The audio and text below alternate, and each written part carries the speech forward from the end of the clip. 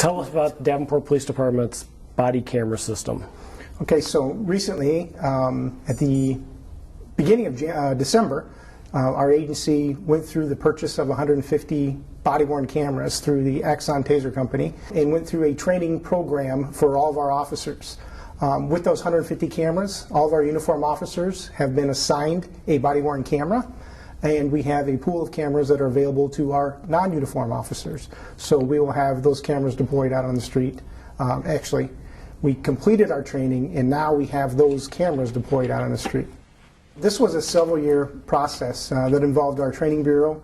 It involved a number of officers throughout our agency that worked on test wear. We looked at a number of different camera companies, and through that process, we narrowed it down and were able to come up with the purchase of our Axon cameras. And give some of the specifics about the camera as far as battery life and how the video gets uploaded. Okay, so each uniform officer is issued a camera. At the beginning of their shift, they will take the camera out of our docking storage. So that dock serves as one, it serves as a charger, and two, it actually uploads it to our cloud-based storage system, which is handled by Axon. Officers will place the camera in a center line just below the sternum.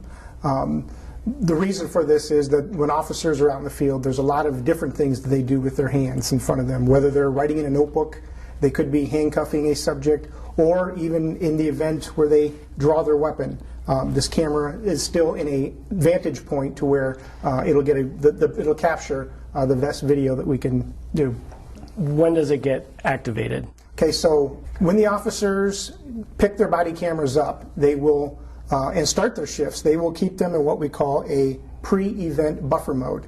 And the pre-event buffer mode will be activated when they're on their calls, when they're in their squad car, when they're in their squad car.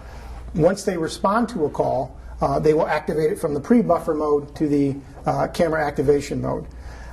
That pre-buffer mode will actually go back and capture 30 seconds of video, but not audio, and then the officers will be able to have the video camera on as soon as they arrive on scene, as soon as they get out in the vehicle, or as soon as they get out of their vehicle. Thinking with a lot of times the situations we're involved in do change rapidly. This allows the officers to have that camera activated prior to them coming in any kind of contact with a citizen or working with their call. And then when they come in off shift, they just bring it in and drop it in the docking bay? Right, so at the end of the shift, all the officers will put their cameras in a docking station. The docking station serves two purposes. One, it does charge the unit, but it also downloads the unit to our cloud-based storage service through Axon. The cameras themselves can take up to 24 hours worth of video, and they have a 12-hour battery life. So you actually get more video life than you do your battery life. So officers understand that they need to charge those cameras, after each shift. And then what did the training involve? Was it a lot of, hey, you need to remember to turn on your camera when you're getting out of the car or whatever? So the training covered a lot of different things. And initially, right now, the officers have to manually activate it. But our body cameras are actually a first piece in a more of an integrated video system that our city is going to. So we are in the process of upgrading our squad car cameras as well as our interview videos. And with the squad car videos have automatic activation triggers. So the squad cars, for an example, is if I hit a top light or if I open up the rear door, the car camera will automatically turn on. These cameras will ultimately or eventually sync with those units. So once the officer's in a car, lights are activated, or they open up a back door or other triggers, both camera units, the car and body camera, will activate simultaneously. So, initially at the onset, the officers have to manually activate it. They keep it in a buffer mode when they're not on a call, but the officers are required to activate their call in any kind of police action or contact with the public. And then when video is needed for reviewing or whatever, what is the policy procedure for that? So who gets to see it and when. Right. So when the officers dock and their video gets uploaded to our cloud-based storage service, it is essentially evidence. The officers can view it and view only, but they can only view their own videos. There are parameters in there to where our supervisors have the ability to view the video as a part of an audit system that we already have in place. One thing to consider is that we as a police department have had some sort of a video or audio within the officers since the early 90s. We've had squad car cameras. Those incorporate an audio video or an audio recording, so our officers are very attuned to being involved with video and audio recording equipment. And then can you activate the camera and so we can see how broad of or wide a viewpoint it has? Yeah.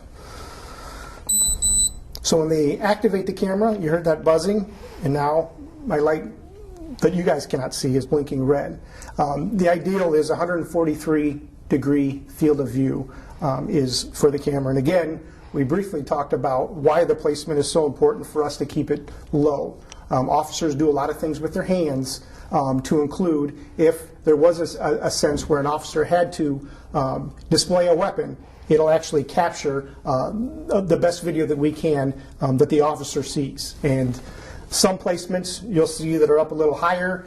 If one were to display a weapon, you wouldn't get that same visual that the officer is seeing there. So that's the point. But if something happens over here and you turn your head but not your body, the camera might miss that, right? That is correct. So it's on your body, so you get your 143-degree field of view, but it's where you're facing. Yes. Okay.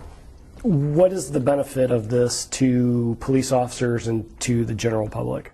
So having the camera allows us to clear up any discrepancies that there may be as far as the incident that happened or the interactions with the officers, but it also allows us the greater enhancement of capturing the incident for what it was for prosecution purposes.